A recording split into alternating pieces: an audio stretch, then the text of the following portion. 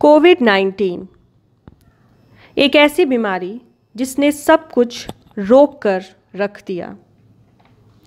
जो लोग इसमें भी 3 वक्त का खाना अच्छे से खा पा रहे हैं, घरों में आराम से सो पा रहे हैं, सैलरी कम ही सही पर मिल तो रही है, अपने आप को बहुत लकी समझें और धन्यवाद करें कि हम बेटर कंडीशन में हैं।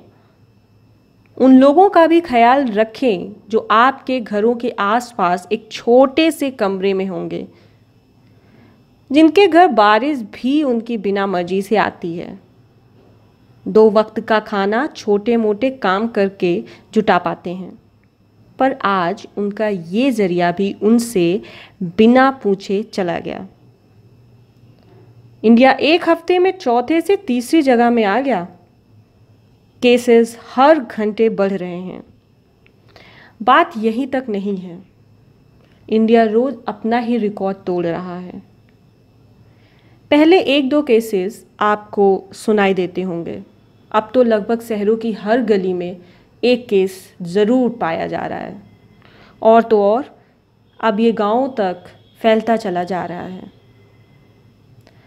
शायद इसमें हमारी भी गलती है, और वो गलती है अज्ञानता की। हम टीवी पर सुनी सुनाई बातों पर भरोसा कर लेते हैं, पर उसे अपने जीवन में शामिल नहीं कर पा रहे हैं।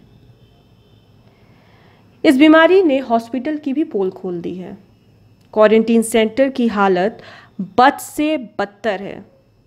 सोचिए, अगर एक डॉक्टर को हॉस्पिटल तक जाने के लिए बैलगाड़ी का सहारा लेना पड़े, हॉस्पिटल की छत पानी से टपकने लगे और उस वार्ड में पेशेंट्स भी हों, तो आपको क्या समझ में आएगा?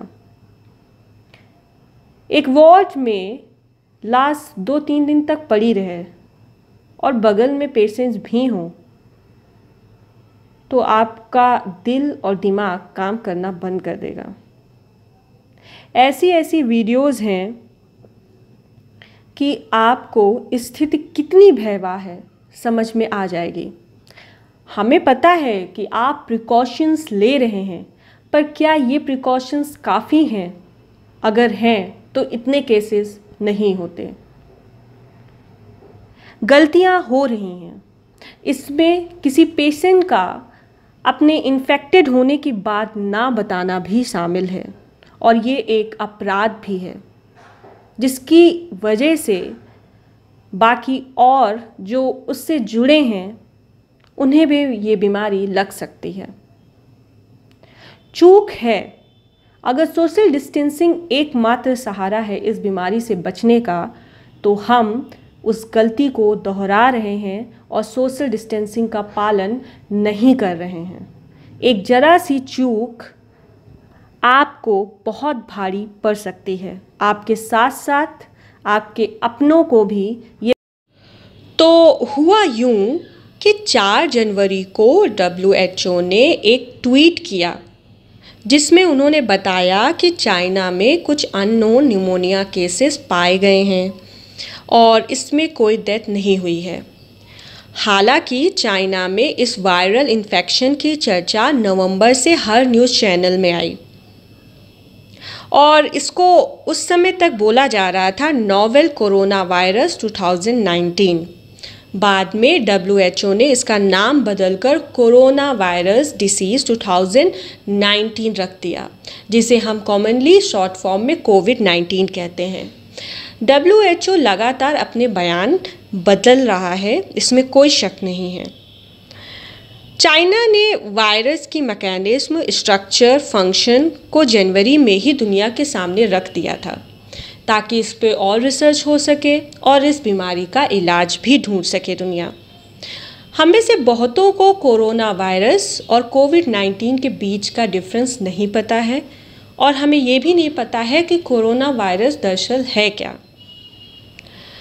कोरोना वायरस एक RNA समूह है। RNA यानी कि राइबोन्यूक्लिक एसिड, जो बीमारियां फैलाता है मैमल्स में और बर्ड्स में।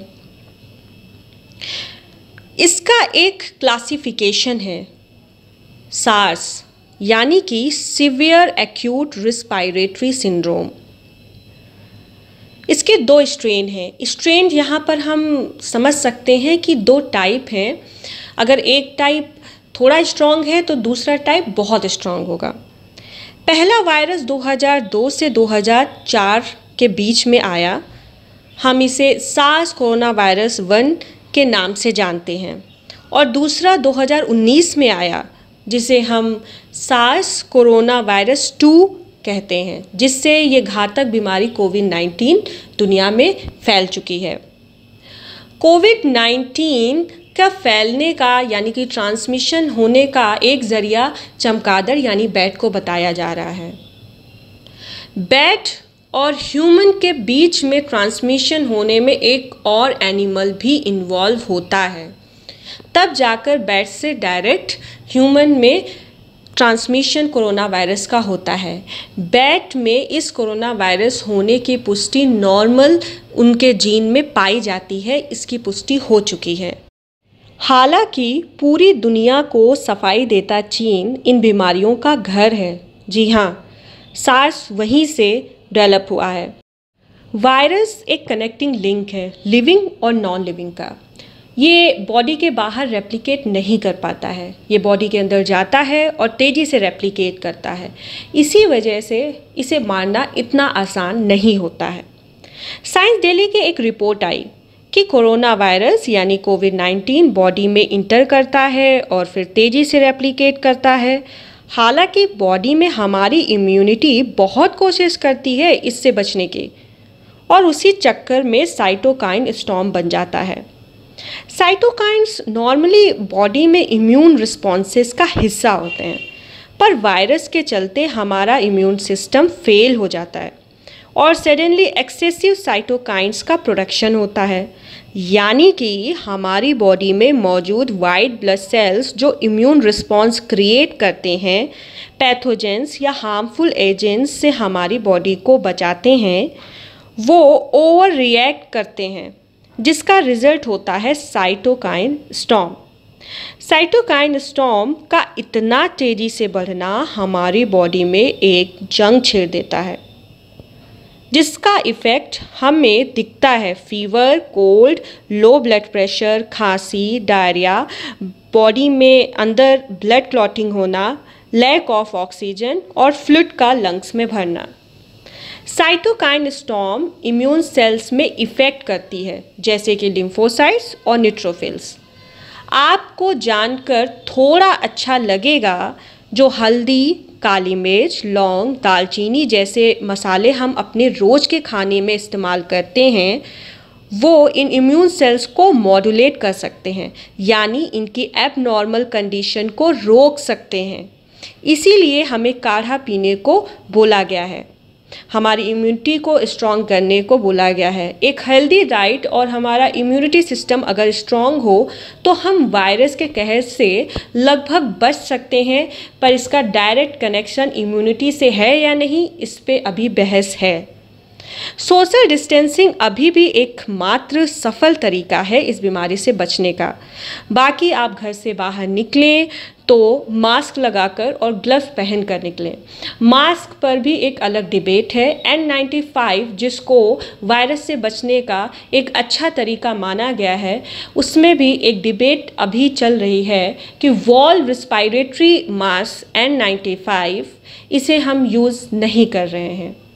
इसे यूज़ ना करने का एक रीज़न ये भी है कि उसके मास्क के बीच में जो प्लास्टिक का गोल सा वॉल बना रहता है, ये वायरस को रोकने में कामयाब नहीं है। गलतियाँ होती रहती हैं। अगर ये हमारे नेचर में आ जाए तो वो गलती नहीं, अपराध हो जाता है। इसीलिए गलतियों से सीखें, ये सारे उपाय अपनाएं। ज़रूरी काम हो तभी बाहर जाएं। अपना बहुत ख्याल रखें। धन्यवाद।